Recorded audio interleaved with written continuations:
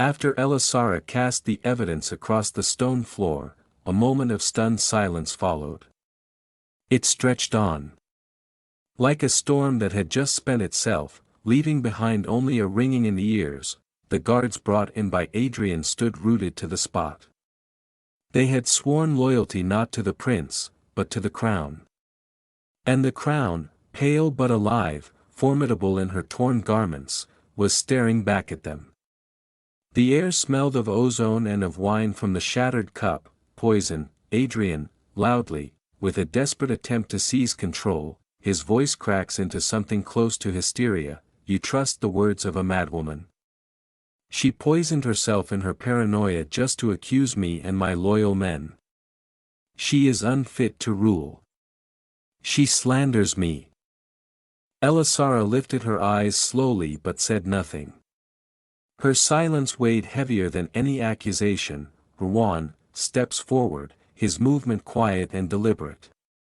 He addresses Adrien's guards, not the prince, my prince. He pauses deliberately, making prince sound like an insult. These letters were not written by a madwoman. They were written in your own hand. These are contracts with mercenaries. Orders for the removal of those loyal to the crown. Ruan's gaze flashes toward the goblet, its shards lying at the foot of the throne, and the poison in that cup. The remnants will be tested. If it is clean, you are free, and we all will beg forgiveness. If not, he bows his head slightly, a gesture of respect without surrender. You know the price of treason.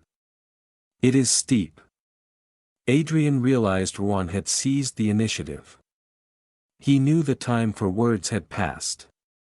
He lunged toward the side door leading to the private chambers, a reflex, a flight born of panic. Ruan, calmly, without even turning his head, do not let him leave. Two of Ruan's soldiers, stationed unseen near the door, blocked the exit. They seized Adrien by the arms. He struggled, screaming, Adrien, shouting, you'll pay for this, traitor. I'll come back for all of you. Elissara finally speaks, her tone cold, level. She looks at Adrien being held like a criminal. This is the gaze of a ruler, not a wife. Enough. This farce is over. Take him, lock him in the Tower of Silence under double guard. No one is to speak to him except me and the executioner. She breathes deeply, for the first time in a long while, her pale face shows pure resolve, and bring Celeste to me. Immediately, Elissara pushes aside the heavy royal garments restricting her movements and rises. She does not look like a victim. She looks like living proof of resilience. Elissara, that is all. Only Ruan and his personal guard remain in the hall. Everyone else, await my orders. Place, a secret chamber in the old wing of the palace. This underground room is hidden behind a library shelf. The light is scarce, a single candle illuminates the large table where a detailed map of Elissara's kingdom is spread out. The air is thick with the stale smell of old parchment and damp stone. Logan, spy, dressed in plain but well-made clothes, stands hunched over. Tense, Logan, the prince has been captured, my lord. He's being held in the Tower of Silence. The queen. She survived. The poison failed. She used his own evidence of treason to seize the initiative. Lord Varis, envoy of Northgard. Tall, dressed in dark velvet robes. His face is handsome yet devoid of any emotion. He stands beside the table, holding a red rose he brought from above. Slowly, methodically, he slices off the petals with a sharp silver knife. They fall onto the map like drops of blood. Varis, absolutely calm, his voice low but cutting. Adrien was an impatient fool. I warned him, haste, like passion, is the enemy of strategy. He wanted to be king today, not when the time was right. Well. The self-destruction of fools saves us effort. He cuts off the last petal and tosses the bare stem to the floor. Varis, she survived. Unexpected, but not fatal.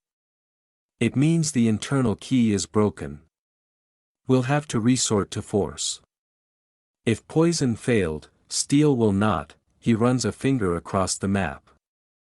Nudging a small wooden figurine, the symbol of an elite Northgard unit, camera, a sharp transition to a close-up of the map.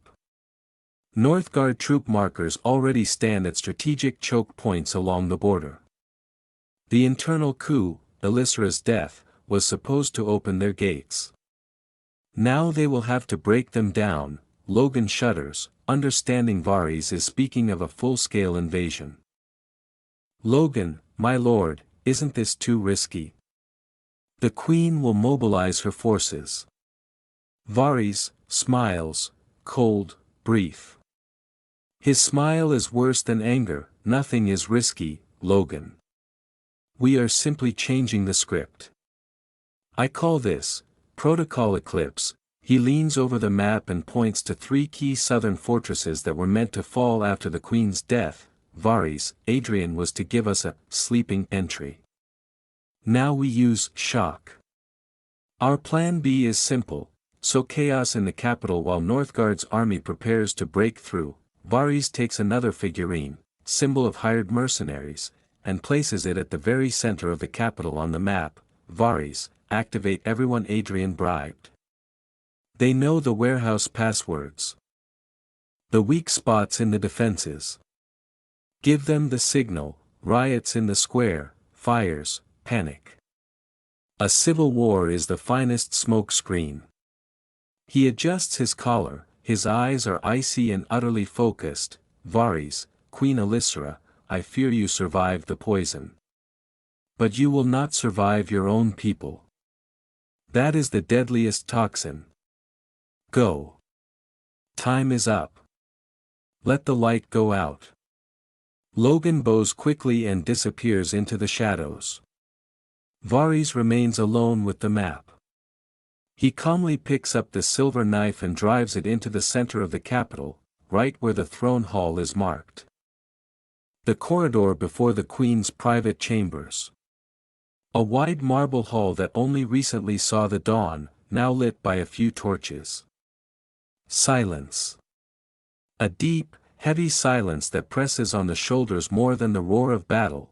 One stands by the carved doors, motionless as a statue. His armor is clean, but exhaustion clings to his face. He hasn't slept in 3 days. He is guarding, but also waiting. The doors open quietly, and Elissara steps out. She is no longer in a torn gown. Instead, she wears a severe, dark blue riding outfit, almost a military uniform. Her hair is tightly braided. She is prepared for action. But her steps are slow. She stops by the wall where an old statue of the great-grandfather king stands in a niche. Elissara doesn't look at Juan. She simply rests her forehead against the cold stone and closes her eyes. For a moment, she forgets she is the crown. Elissara, barely a whisper, the adrenaline is fading. Juan. And now I feel everything. How many can we trust? Juan does not move. His voice is low, like distant thunder rolling through the mountains. Juan, in this hall, your majesty, 10, my men. In this palace, hundreds, though fear of treachery grips them. But in the realm, millions, Elissara. Millions, if they learn the truth before the enemy spreads their rumors. Elissara pulls away from the wall. Elissara, the rumors are already out there. Adrien planted them. They already know about my nervous breakdowns. Juan sees her shiver, whether from cold or tension, he cannot tell. He hesitates. Protocol forbids him from touching the monarch. It borders on treason. But right now, he does not see a monarch. Slowly, carefully, he raises his hand and places it on her shoulder. A firm, steadying touch that speaks more than words. Juan, you defeated death today, Eli. Real poison. Let me shield you from the life they want to force upon you. You are not alone, as I told you yesterday. You are the queen.